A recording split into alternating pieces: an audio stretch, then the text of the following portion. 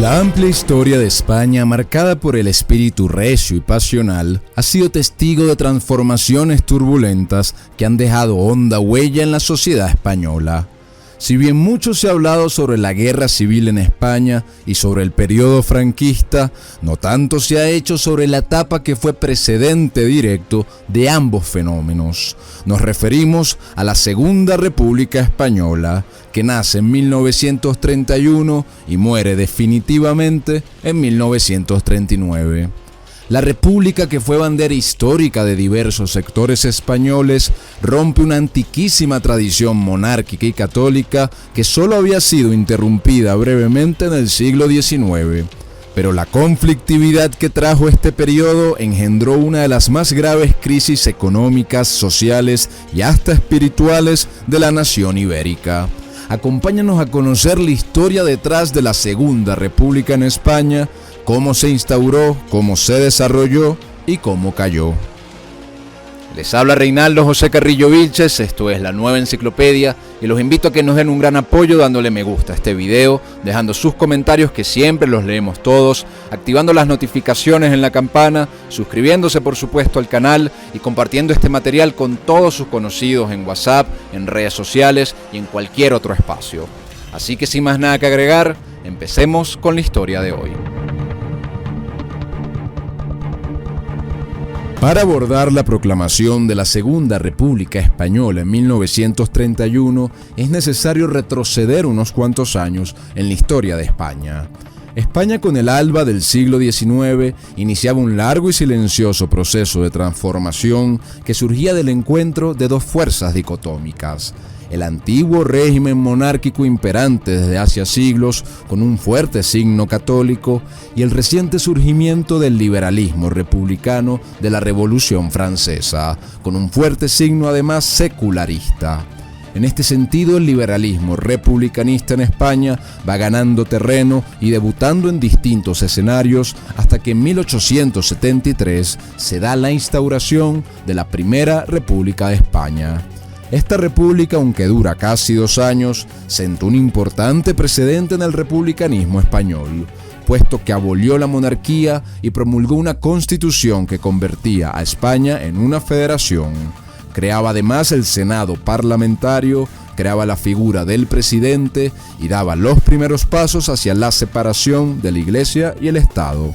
Pero tras el fracaso de esta república por la elevada inestabilidad que generó, prontamente se da la llamada Restauración Borbónica de 1874, que no significó una vuelta al antiguo monarquismo absolutista, sino la evolución a una monarquía constitucional más liberal, en el que se dio paso a una monarquía parlamentaria con partidos políticos. Liberales y republicanos derrotados no abandonarían lo que consideraban su bandera histórica para su nación. Este sistema de la Restauración Borbónica va a durar con sus matices hasta la misma proclamación de la Segunda República en 1931 y se va a caracterizar por su inevitable apertura a otras agrupaciones políticas y a otras formas todavía más liberales de gobierno. Al mismo tiempo, este periodo comprendido entre 1874 y 1931 estuvo caracterizado por un crecimiento sin precedentes de la economía y de la población española. Esto por la llegada vigorosa de la Segunda Revolución Industrial, sobre todo en regiones como Cataluña y el País Vasco. Este crecimiento exacerbado de la economía del país va también a generar marcadas desigualdades entre los grandes empresarios y el creciente proletariado en los centros urbanos, así como con las amplias mayorías campesinas que seguían viviendo bajo las mismas condiciones desde hace varios siglos. Estos dos fenómenos, aunado al surgimiento por toda Europa y España de los primeros movimientos de corte socialista marxista, van cada vez más generando violentos encuentros entre los grupos socialistas y sindicalistas obreros influidos por estos movimientos y las fuerzas del orden público. En este orden de ideas, si bien el republicanismo en España encontró adeptos en la izquierda y en la derecha, era marcadamente predominante entre las izquierdas y empezaba a adquirir una connotación socialista marxista. a su vez con la fundación de partidos como el Partido Socialista Obrero Español, conocido como PSOE, el Partido Comunista Español, el Partido Republicano Radical, Acción Republicana y hasta partidos separatistas que con mayor o menor moderación abogaban por la desaparición de la monarquía para instaurar una república federal e implantar los postulados económicos y sociales del socialismo marxista. El sistema de la restauración borbónica, sobre todo a partir del reinado de Alfonso XIII en 1902, va evidenciando una marcada inestabilidad y decadencia en todos los órdenes. España acababa de perder sus últimos territorios ultramarinos, había guerra en Marruecos, revueltas obreras cada semana y corrupción a nivel gubernamental. El rey ya era más una figura de adorno que el verdadero soberano que garantizaba la cohesión y la paz. En este panorama, el republicanismo de izquierda y de centro, encarnado en varios intelectuales eminentes como Manuel Azaña, Miguel Maura y muchos otros, fue ganando terreno en la opinión pública como la solución posible a los males de aquella España. Sin embargo, los sectores conservadores y más tradicionales de España fueron los primeros en responder frente a esta situación de desorden, cuando en este escenario de decadencia y de inestabilidad, el general Miguel Primo de Rivera daba un golpe de Estado en 1923 e instauraba una dictadura de corte corporativista que logró frenar la inestabilidad y conflictividad política por 7 años, en los que España viviría un crecimiento económico sin igual. Sin embargo, en 1930, el general Primo de Rivera cae al perder el apoyo de sectores clave como el rey Alfonso XIII, el ejército, las élites burguesas y el grueso de los partidos políticos. Tras la caída de Primo de Rivera, vino la llamada dicta blanda del general Dámaso Berenguer, la cual nuevamente aviva la inestabilidad política y social. Misma inestabilidad que aprovechan los republicanistas, tanto de derecha como de izquierda, para congregarse mediante el llamado Pacto de San Sebastián, el 17 de agosto de 1930, en el que fijan como meta única la pronta proclamación de la República en España. Con un gobierno cada vez más débil y un republicanismo fortalecido que se hacía además popular entre las masas, llegaban las elecciones municipales del 12 de abril de 1931, en las cuales salen vencedoras las fuerzas republicanas en las principales ciudades y capitales de provincia del país. A los días el 14 de abril, tras conocerse los resultados, en varias ciudades como Eibar, Valencia, Barcelona y Madrid, se suscitan gran cantidad de manifestaciones y concentraciones de agrupaciones en favor de la instauración de la República en España. La situación era de gran tensión entre partidarios y contrarios a la República. El rey Alfonso XIII, quien tenía la potestad formal de frenar la proclamación, decide partir al exilio alegando su deseo de evitar una guerra civil. Tras este vacío de poder, los republicanos electos nombran un gobierno provisional presidido por el abogado Niceto Alcalá Zamora, ese mismo 14 de abril de 1931. Quedaba así formalmente abolida la monarquía y quedaba constituida España como una república, la cual desde sus inicios dará mucho de qué hablar. Tras la proclamación de la República, enseguida se convocan elecciones para elegir unas cortes constituyentes que deberán redactar una nueva constitución. En estas elecciones vence la izquierda republicana, liderada principalmente por el Partido Socialista Obrero Español. En la primera etapa de la recién proclamada Segunda República Española, que va desde abril de 1931 con el gobierno provisional que se formaba hasta la conformación del primer gobierno ordinario en diciembre de ese mismo año, la República da los primeros pasos en la ordenación del nuevo Estado. Paradójicamente, intentando exaltar las libertades públicas, el nuevo gobierno provisional promulga el llamado Estatuto Jurídico, que si bien reconoce amplios y novedosos derechos para la población, también sujeta estas garantías a la posibilidad de ser suspendidas, abro comillas, si la salud de la República, a juicio del gobierno, lo reclama, cierro comillas. Al mismo tiempo, este gobierno provisional promulga en octubre la Ley de Defensa de la República, la cual dota al gobierno provisional de un estado de excepción ejecutable sin autorización de los tribunales para proceder contra los que cometieran lo que ellos consideraran como actos de agresión contra la República. Así, con una política paradójica sobre las libertades públicas y el uso de la fuerza policial contra los que se manifestaran en contra, la República va experimentando sus primeras polémicas. Uno de los problemas inmediatos del gobierno provisional fueron los incipientes movimientos separatistas que atentaban contra la unidad de la nueva república, pero que precisamente a raíz de su proclamación habían sido exaltados, siendo Cataluña la que entre abril y mayo ocasionaría mayores problemas. Frente a la protesta de sectores de Cataluña que clamaban independencia, la situación se resuelve mediante la promulgación de un Estatuto de Autonomía para la Generalitat de Cataluña. Estatuto que a la larga fraccionará la opinión pública y multiplicará las manifestaciones a favor y en contra del estatuto. Económicamente, la situación era de incertidumbre, pues la República había coincidido casi al mismo tiempo con los efectos del famoso crack del 29 que puso en recesión gran parte de la economía mundial, que si bien no fueron tan desastrosos en España como en el resto de Europa, mermó en parte el aparato económico del país, por lo que se va a experimentar un marcado déficit de las cuentas públicas durante esos tiempos. Sin embargo, el gobierno provisional republicano más bien acentúa el gasto público, sobre todo en lo tocante a las fuerzas de orden público. Por otra parte, una de las cuestiones que más polémica causó y que será el detonante de varios problemas fue el asunto religioso en España durante este conflicto. El presidente Alcalá Zamora estaba a favor de una desvinculación progresiva de la Iglesia y del Estado. Sin embargo, sectores republicanos de izquierda, como los dirigidos por Manuel Azaña, que en ese entonces era ministro de Guerra del gobierno y poderoso vocero y líder de la coyuntura española, querían acelerar y radicalizar esta separación entre la Iglesia y el Estado.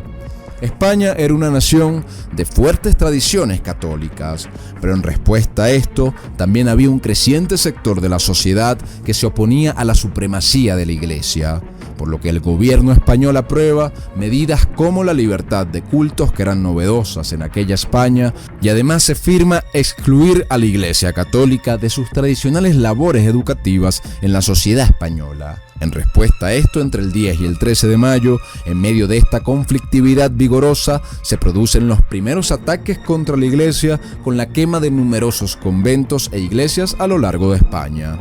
Una reacción de aquellos sectores que consideraban que la Iglesia más bien mantenía en el atraso y en la oscuridad de la nación española. Socialmente, la República intenta dar mayor participación a los sindicatos, en los cuales las fracciones socialistas marxistas tenían su base de apoyo. De manera que en noviembre son aprobadas varias leyes que intentan darle a la Confederación Nacional del Trabajo, conocida como CNT, y la Unión General de Trabajadores, conocida como UGT, mayores libertades en temas laborales y contractuales. No obstante, ni a los empresarios, ni a varias de las mismas agrupaciones sindicales les parecieron justas estas políticas del gobierno, ocasionando un profundo disgusto entre ellos y propiciando, por un lado, la aparición de nuevas organizaciones anarquistas. Ya para el 9 de diciembre de 1931 se aprueba la nueva constitución que ratificaba la República en España, por lo que el 15 de diciembre se disuelve el gobierno provisional para dar paso al primer gobierno ordinario, también llamado en la historiografía como bienio, cuando las Cortes electas eligen a Alcalá Zamora como presidente de la República y designan al político Manuel Azaña como presidente del Consejo de Ministros. El primer bienio del gobierno ordinario de la República, dirigido por Manuel Azaña, se proponía dar avance a reformas profundas sobre la sociedad española. Así que a partir del 15 de diciembre de 1931, Azaña da un giro brusco cuando empieza a apartar del gobierno a sus personajes más moderados o de derechas, y ratifica además solo a izquierdistas y socialistas acordes con estas reformas que se venían. En este sentido, en todos los ámbitos del país, la situación empieza a ponerse cada vez más tensa. En este ambiente revolucionario crecen los enfrentamientos violentos entre facciones políticas y entre el mismo diciembre de 1931 y enero de 1932 se suscitan varios eventos violentos entre sindicalistas y miembros de la Guardia Civil que terminan con numerosas muertes, como los sucesos de Casas Viejas y Castiblanco. Durante este bienio, el régimen de Azaña intensifica su cruzada contra la Iglesia, decretando la nacionalización de los bienes de la Iglesia, los conventos, los monasterios y los seminarios, legalizando además el divorcio, ordenando la disolución de la Compañía de Jesús, mejor conocidos como jesuitas, y persiguiendo a varios miembros del clero, como el cardenal Isidro Gomá, que alzaban su voz contra los atropellos del gobierno republicano.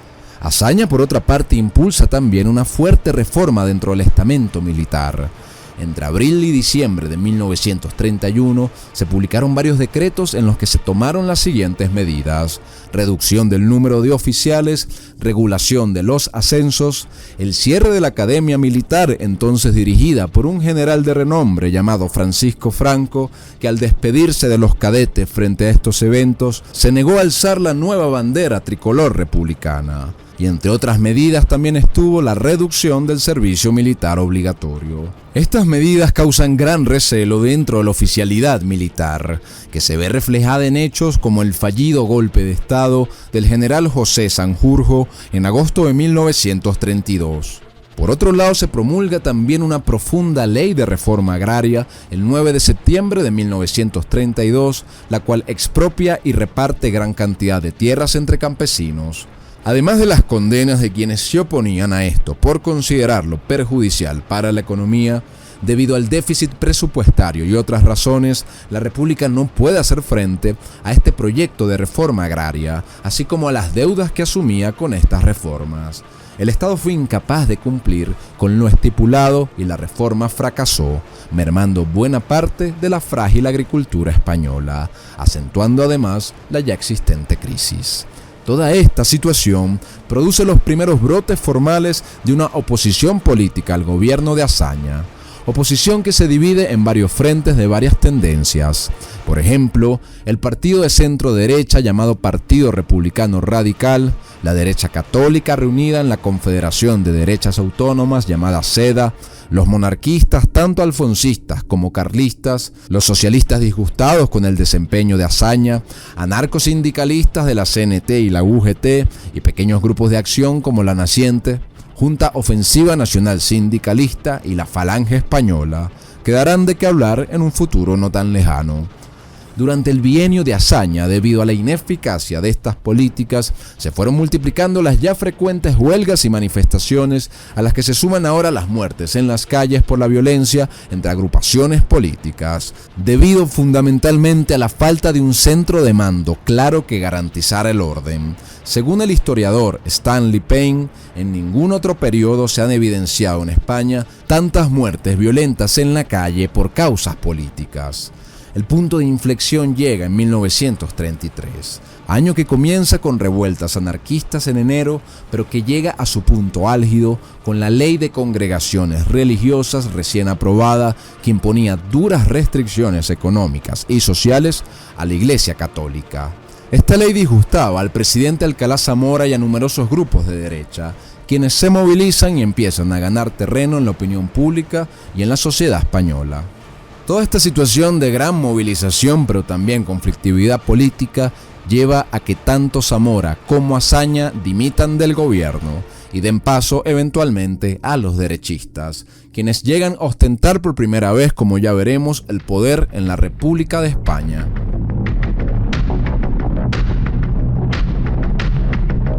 Cuando se da la dimisión de Alcalá Zamora y de Azaña, los derechistas estaban abanderados por partidos como la SEDA, el Radical Republicano, el Agrario y algunos partidos socialistas moderados.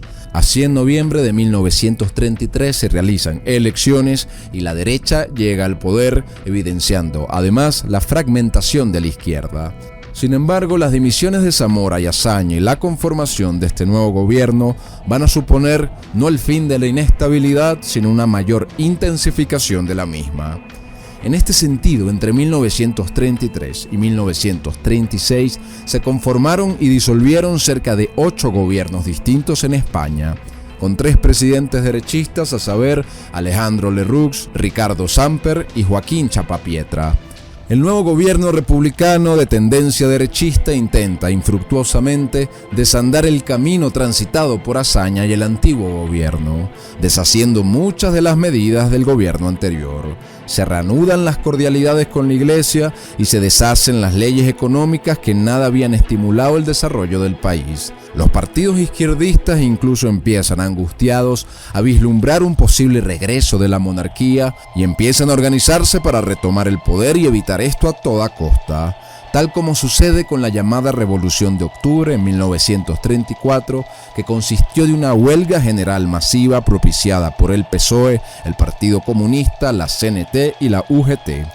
Esta revuelta rápida y violentamente sofocada no hizo sino multiplicar y acentuar la violencia política, los enfrentamientos y homicidios entre los grupos de izquierda y de derecha y el crecimiento de brazos armados dentro de los partidos políticos. Mientras facciones del PSOE y otros grupos empiezan a levantar abiertamente la bandera de una revolución proletaria armada. Por su parte, Azaña durante 1935 emprende una campaña de unificación en la izquierda española para presentarse unidos en las elecciones generales de 1936 y logra su cometido con éxito. Azaña aglutina bajo el llamado Frente Popular a toda la izquierda española, tanto radical como moderada.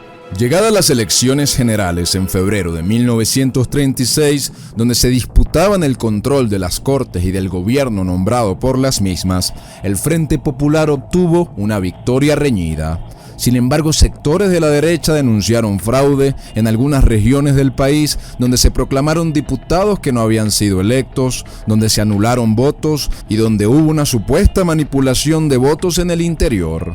Este supuesto fraude fue denunciado también por el mismo Alcalá Zamora, que estaba en el exilio. Sin embargo, no deja de ser un tema sin conclusiones claras y, más allá de ello, la noticia en España había sido la victoria de la izquierda. Ya para este momento había una profunda división en el pueblo español y los rumores de una guerra civil que se hicieron costumbre durante la República se oían con mayor fuerza. La derecha creía que con esta victoria la izquierda vendría más hostil y radicalizada para además garantizar que el nuevo orden político republicano no tuviese vuelta atrás hacia formas monárquicas. Una vez conformado el nuevo gobierno con Azaña a la cabeza, el Frente Popular entre febrero y julio de 1936 emprenden con mayor tenor profundas reformas políticas. Reanudan la reforma agraria, se da carta val a los estatutos de autonomía que amenazaban con una balcanización de España y se emprende una estrategia de tensión que consistió en la persecución exhaustiva de la oposición en todas sus tendencias. Enfrentamientos que acrecentan las muertes por violencia política en toda España. De esta estrategia sería víctima un joven de 33 años llamado José Antonio Primo de Rivera, hijo del exdictador Miguel Primo de Rivera y líder del partido La Falange Española de las Jons, siendo apresado en marzo de 1936 y eventualmente condenado a muerte.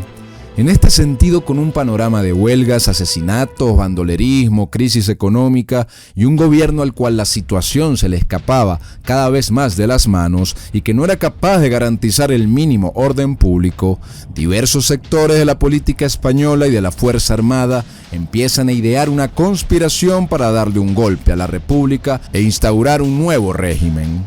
Estas conversaciones conspirativas ya habían iniciado desde el mismo febrero en que el Frente Popular se había hecho con el poder y estaban lideradas por el general Emilio Mola, el cual recabó el apoyo de varios militares, de la Seda, de monarquistas alfonsinos y carlistas y del nuevo partido La Falange Española. En esta conflictividad, hechos como el homicidio de prominentes líderes de la derecha española como José Camilo Cela a manos de pistoleros socialistas van a precipitar los acontecimientos.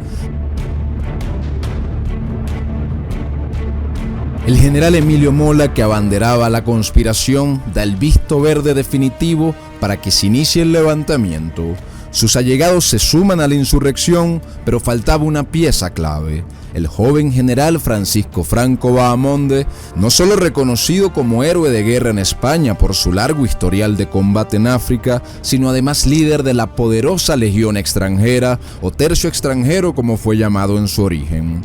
Franco, negado a conspirar por varios años y dubitativo en los últimos meses, termina tomando la decisión. Desde Canarias declara el estado de guerra el 18 de julio de 1936 y marcha de inmediato al norte de África para levantar al ejército de la Legión apostado en el Marruecos español, dando paso a la larga y cruenta Guerra Civil Española. En ese entonces Franco exclamó que si el golpe no se consumaba rápidamente, España se sumergiría en un baño de sangre. De esta forma, España quedaba dividida en el Frente Nacional y en el Frente Popular de la República. La República contaba en sus inicios con más efectivos y recursos. Tenían el grueso de la aviación, casi toda la marina y la infantería, todos los partidos de izquierda y muchas organizaciones sindicales que empezaron a ser armadas por el gobierno, además de la Hacienda Nacional y el apoyo de la Unión Soviética.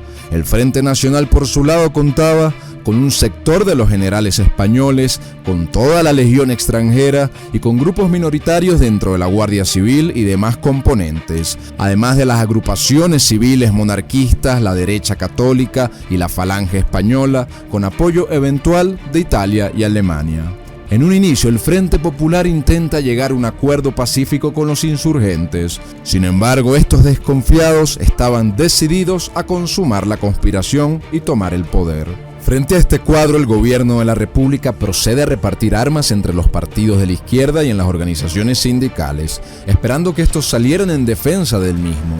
No obstante, más allá de algunos grupos que dan la pelea, no hubo una respuesta armada de la población a los insurgentes, sino que más bien esta situación fomentó la aparición de múltiples frentes anarquistas que serían un dolor de cabeza tanto para el gobierno republicano como para los alzados del bando nacional.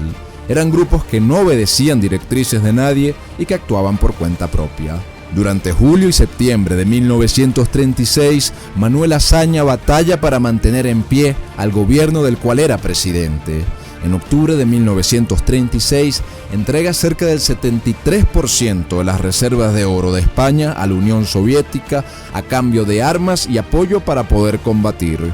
Intenta además infructuosamente desaparecer a los cientos de tribunales revolucionarios que habían surgido en aquellos meses que condenaban y ejecutaban arbitrariamente a cualquier persona que catalogaran como fascista. Por el contrario, por su nivel de cohesión y organización, los alzados del bando nacional logran varios triunfos rápidos en diversas batallas que se van desarrollando en la península. De manera que en septiembre de 1936 Azaña dimite y deja el poder a Francisco Largo Caballero, quien no logra ser tampoco capaz de unificar a la izquierda, cada vez más dividida en defensa de la República. Debido a estas pugnas internas y muchas veces violentas entre la izquierda, Largo Caballero también termina por dimitir como presidente de la República en mayo de 1937. Mientras tanto, los alzados nombran a Francisco Franco como jefe único del Estado, jefe de la Fuerza Armada y jefe del Movimiento Nacional.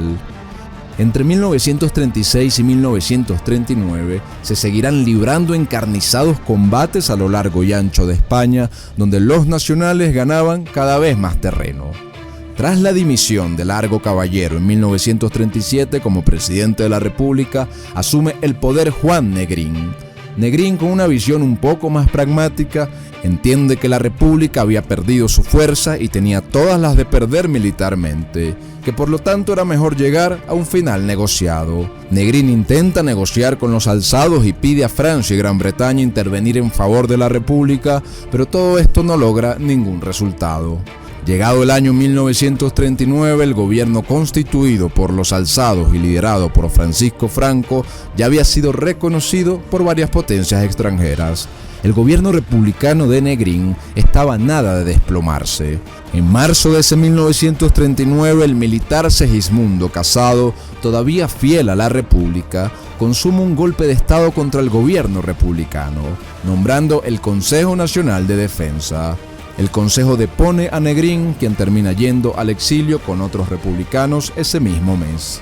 Pero para finales de marzo, los dirigentes del Consejo Militar que intentaba salvar la República son intimados a la rendición por el generalísimo Franco, la cual terminan aceptando rápidamente. De manera que el 28 de marzo, las tropas nacionales, dueñas de casi todo el territorio, entran sin resistencia a la capital Madrid, cayendo definitivamente la Segunda República Española. Franco emite así el 1 de abril el último parte de guerra, dando el punto final a la Guerra Civil Española y dando inicio a su largo gobierno de casi 40 años.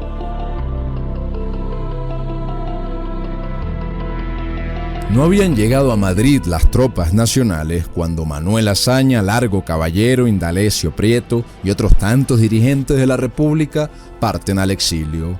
Francia, México, Yugoslavia y la Unión Soviética fueron sus principales destinos. En el exilio, los republicanos crearon diferentes asociaciones y organizaciones para protestar contra el nuevo régimen. Sin embargo, todo esto fue en vano.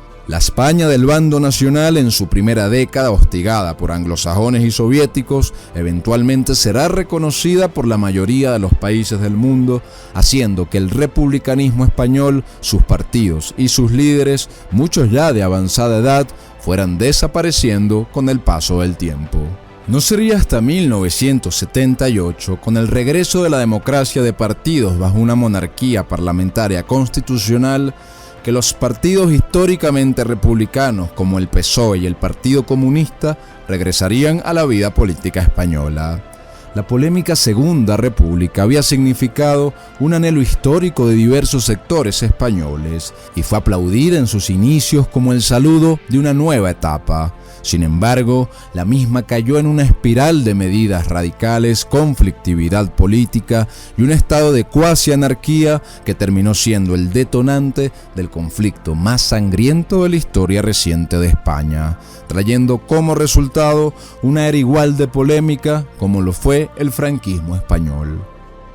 Muchas gracias de corazón a todos por haber visto este video, espero que lo hayan disfrutado y les recuerdo que nos dan un gran empujón y una gran ayuda interactuando con el canal, dejando sus comentarios, dándole me gusta a los videos, compartiendo el material en redes sociales, en WhatsApp y en cualquier otro espacio y activando la campana para que le lleguen las notificaciones cada vez que publiquemos un nuevo material. Así que muchas gracias de nuevo a todos y que Dios los bendiga.